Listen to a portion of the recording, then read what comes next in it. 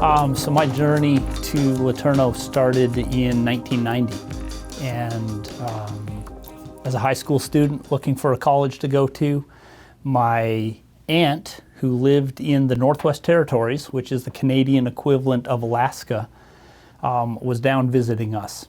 And there was a missionary family that she supported who was on furlough from Ecuador. And my aunt wanted to have them over for dinner. And so we had this family over for dinner, and it happened that their son, two of their older sons, went to LeTourneau. One of them had had an accident the year before and was at home recovering, and told me about this flight school in Texas. And that's all I needed to know. And I was on my way from Calgary down to and so that was 1990. I first heard of LeTourneau. I was here in the fall of '92, and then graduated in '97. After that, had a career in the airlines. In 2005, came back to LeTourneau and started teaching as a full-time faculty in the aviation. So been here since 2005 and just love it and enjoy it. So in 2015, had the opportunity to go to McKinney to start our McKinney campus that we had there. And so I was up there for 3 years and then came back. And then just this summer, started as the chief instructor of the flight program. So, I mean, it's just been just God's fingerprints all over it, of just from, early on, my aunt, who lived 15 hours away from us, they happened to be, having this family over for supper, and from Ecuador, who had two sons who were going here at the time. And so it was just like this, you couldn't put the pieces together any other way. So what's going on in our classroom? Our classroom's obviously different being out at the airport in the airplanes and everything like that, but God's doing amazing things out at the airport. Just one student enrollment is just going gangbusters for us right now, and so we're buying new airplanes, we're adding new classroom space, classrooms, and one of the really exciting things is all the international students that we're seeing right now. Students from Korea, students from China, all coming over here to do their aviation training. Aviation training around the world is a lot different. Aviation around the world is a lot different. It's not just commonplace to own your own airplane and have your local airport. It's all commercial or military, and so it's a lot cheaper for these students to come train in the United States than it is in their own country. And so they come here, they do their training, and then they go back to their own country, their own airlines, and work and fly there. But the number of international students that we have right now is just incredible, and the impact the opportunity that we have to impact them and to impact those countries when they go back to those countries is just mind-boggling right now. And we're really looking at how do we best deal with maybe some of the international interactions, and what does that look like in the cockpit, and how does that training take place best when we're trying to work with students who English isn't their first language. And in aviation, English is the international language. And so if you're in China as an American or an English-speaking pilot, and you make your initial radio call in English, they have to reply in English. If you make your initial call in Spanish down in Central America, they can reply in Spanish. But so some of the training stuff is gonna be unique, especially as we get more and more of these Korean students and Chinese students and other international students. What is that going to look like for us? How do we take that training, modify it, so that it works best for them in their culture, because you have different culture dynamics and different leadership type things that take place culturally. And so how do we address those issues as well? Importance of Christian higher education. I can't think of a more important thing in the airline industry.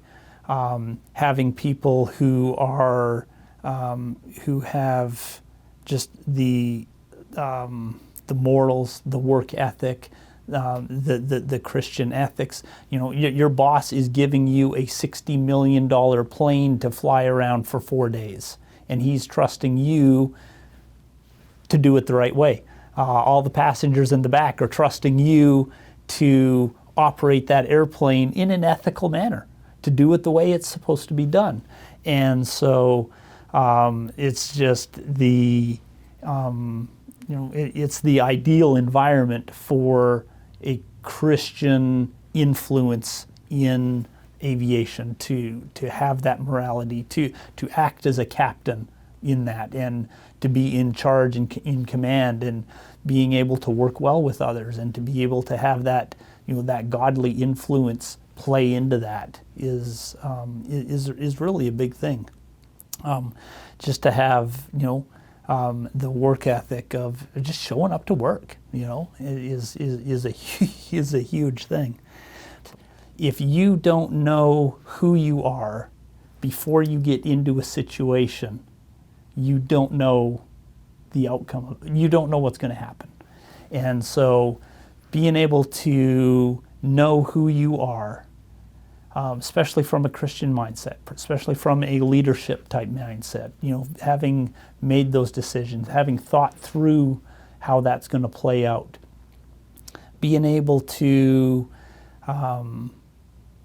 know who you are as a man, as a Christian, as a follower of Jesus, as a leader, that knowing who you are and where you are in that situation before it presents itself makes it so much easier afterwards, because you don't even have to worry about it. And so that's just one of the things that I tell my students is you have to, this time in college now, afterwards as a flight instructor, early in your career, you need to find out who you are. You need to take this time to define who you are and who are you going to be. Because in the airlines, man, you have the opportunity to be whoever you want to be. So every week you're flying with a brand new crew, and you can choose to be whoever you want to be. And you will very unlikely end up flying with that same crew. So you can make up whatever story you want to. If you don't know who you are, you don't know who you want to be, you're going to be lost. I mean, it's just, there's no way around it. And you see that. I mean, it's common in the airline industry that marriages struggle, people just go off the deep end or whatever. And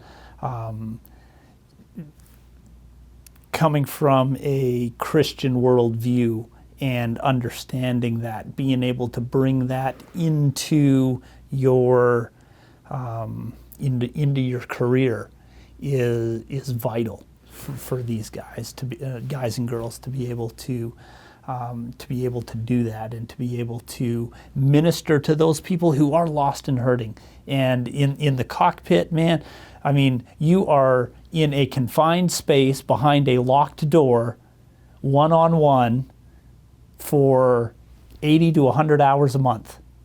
And so I once had one of my, I mean, it's like, here, we're sitting on the couch. Hey, all sorts of stuff come out. Let's talk about your wife. Let's talk about your marriage. Let's talk about your family. Let's talk about all this stuff. And I once had an instructor tell me that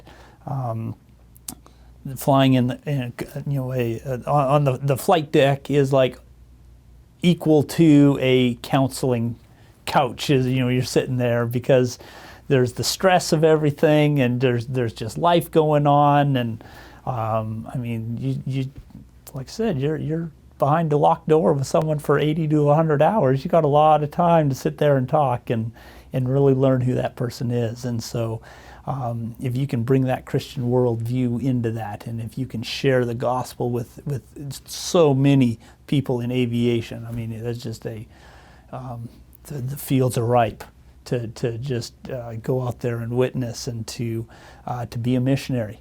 I saw myself as a missionary to the Mormons when I was living in Salt Lake City, flying for the airlines. That was my mission. As an airline captain, flying, in the U.S. here, I didn't have to go to Indonesia, didn't have to go to Ethiopia. That, right here in not right here in Salt Lake City, but right where I was, that was my captive audience. That was who I was able to minister to, and the flight attendants as well, and stuff like that. So, having that Christian mindset, taking that into the aviation community that is just so lost and dark is just, there's no better way to do it.